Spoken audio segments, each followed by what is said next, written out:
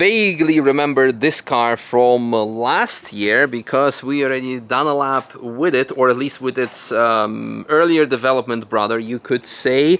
Sigma WR, which stands for Weekend Racer, and as you can tell, it's actually quite, well, small, maybe, and light. So guess the weight: 3, 2, 1, 600 kilograms on 220 horsepower from a 1.6 engine of a Peugeot, turbocharged, yes. And that gives you an insane power to weight ratio. And for the rest, of course, no electronics, no ABS, ESC, traction control, grocery control, or you name it. Speaking of grocery control, you can optionally get actually, the trunk, if you would want to. The base price of this car, which makes it also very light on your wallet, is starting from roughly 40,000 euros. So for a track car, this is fantastic, and it performs as a track car as well.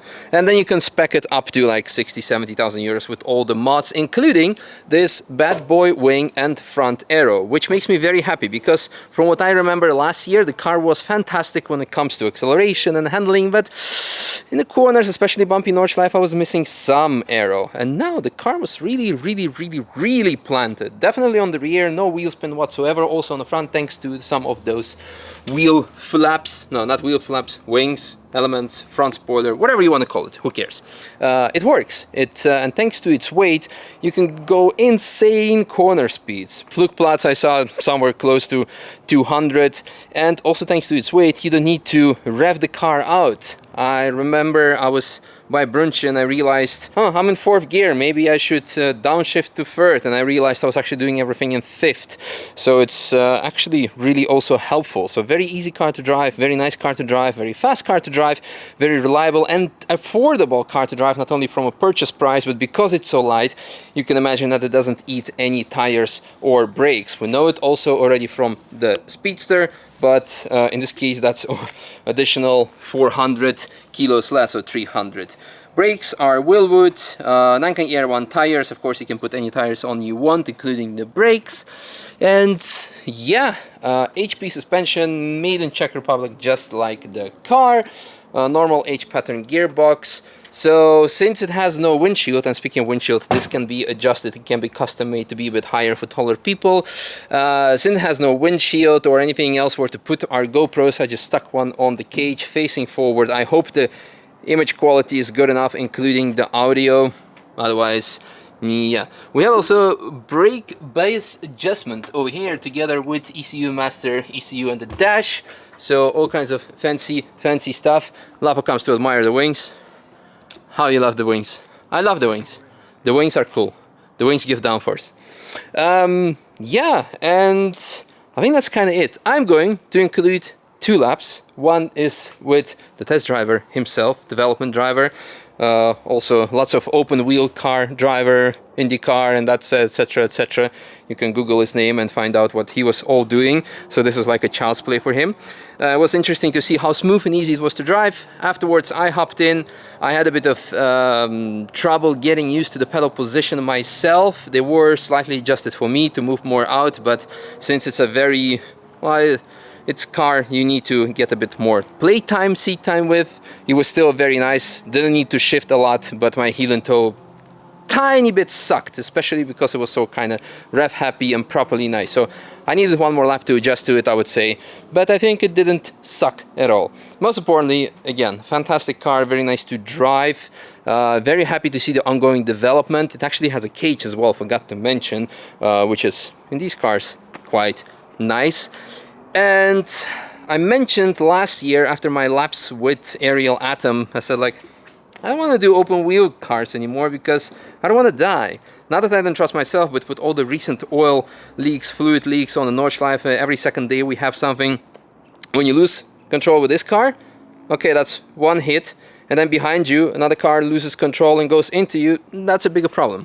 So for the green hell, but I found this car much more stable than any open wheel cars I've driven or experienced so far, so very good job on the aero and all the other components. It was actually much easier to drive than you would really expect from its base appearance, because you might think like, does this look safe?